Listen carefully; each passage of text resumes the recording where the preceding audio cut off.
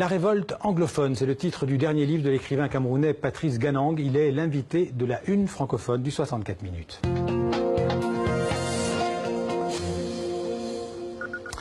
Bonjour Patrice Ganang.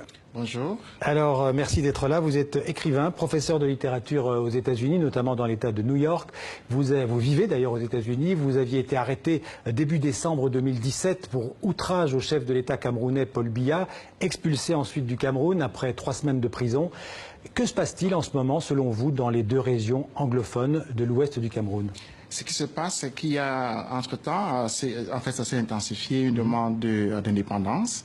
Et par rapport à ce dont nous parlions en janvier, il y a bien sûr la prise des armes, ce qui est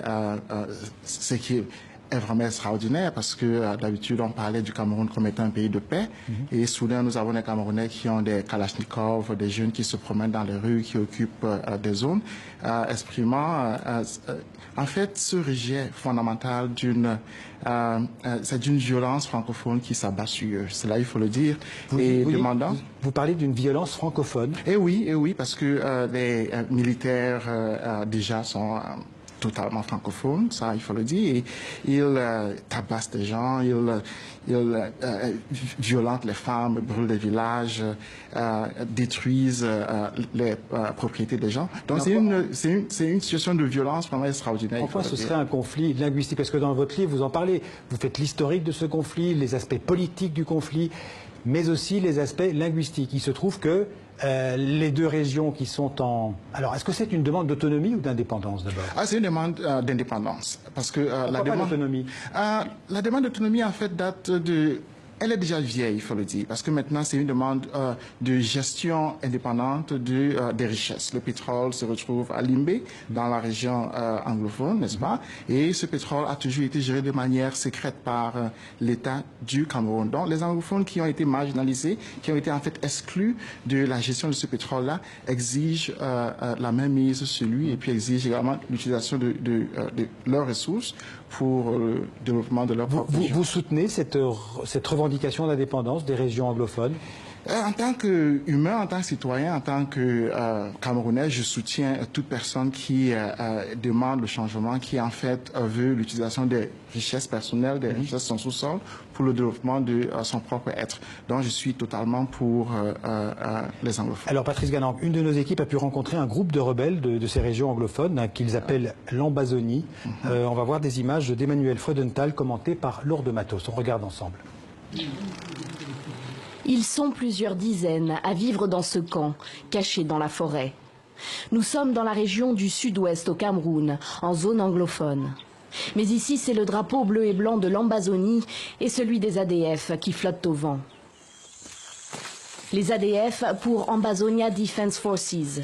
C'est le principal groupe armé indépendantiste au Cameroun anglophone. Ces hommes n'étaient pour beaucoup que de simples fermiers. Ils expliquent avoir rejoint la rébellion après avoir subi les violences de l'armée camerounaise, l'armée de la République, comme ils la surnomment.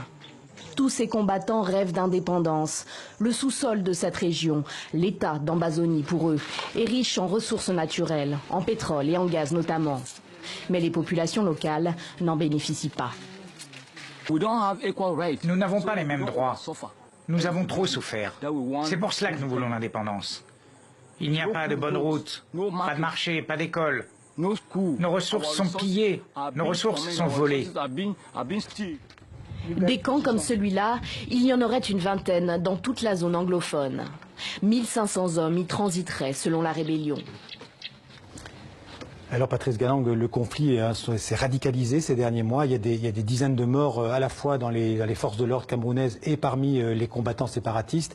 Est-ce que pour vous c'est d'abord un conflit, vous avez parlé de la langue, est-ce que c'est d'abord un conflit linguistique, est-ce que c'est un conflit social, est-ce que c'est un conflit politique? Quelle est la nature de ce conflit? J'aimerais déjà préciser qu'il y a plusieurs centaines de morts anglophones, n'est-ce pas? Et que la dimension du massacre tel qu'on parle vraiment d'un génocide, il faut le dire. Parce qu'on a des grands-mères qui sont brûlées, calcinées dans leur maison, il y a des jeunes filles qui sont violées, etc. Donc, ce n'est plus un conflit linguistique. C'était un conflit linguistique peut-être durant les années 70. Aujourd'hui, c'est un conflit d'indépendance, c'est-à-dire c'est la volonté de restitution de la structure d'un État qui existait avant 1961. Les anglophones dans le Cameroun actuel se sont toujours sentis des citoyens de seconde zone. En effet, et tout simplement la structure fédérale que le Cameroun avait en 1961 a été détruite systématiquement par l'État, déjà par le parti unique et puis ensuite par la forme de gouvernement que nous avons, c'est-à-dire par la tyrannie qui existe au Cameroun depuis finalement 56, mais systématiquement depuis Paul Biya 82. Ouais. Donc avec ça, il n'y avait aucune possibilité pour une existence vraiment légale et puis citoyenne anglophone. Alors Paul Biya, on le voit là, il est au pouvoir depuis 42 ans parce qu'il a d'abord été Premier ministre pendant 7 ans et puis il est président depuis 35 ans. Lui, il dénonce en fait un complot contre le Cameroun. Qu'est-ce que vous lui répondez? Bon, là, c'est trop facile, n'est-ce pas? Parce que lorsque les citoyens s'expriment, ils les condamnent toujours. En fait, ils sont condamnés à la peine pour terrorisme parce qu'ils n'ont pas le carte d'identité.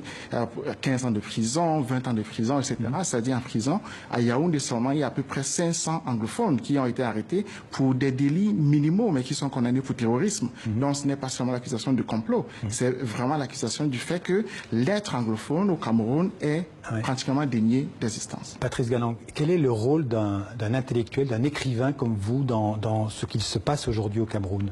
Le rôle d'un écrivain, c'est porter la voix de ceux qui ne sont pas écoutés. Ça, c'est le rôle le plus ancien de l'écrivain. C'est ce que je fais. Les anglophones n'ont vraiment pas du tout été écoutés au Cameroun depuis leur choix volontaire, parce qu'ils n'ont pas été vaincus militairement, ils ont choisi volontairement de se joindre au Cameroun francophone, mais depuis ils ne sont pas écoutés. Vous êtes le concierge de la République. Voilà, c'est ça.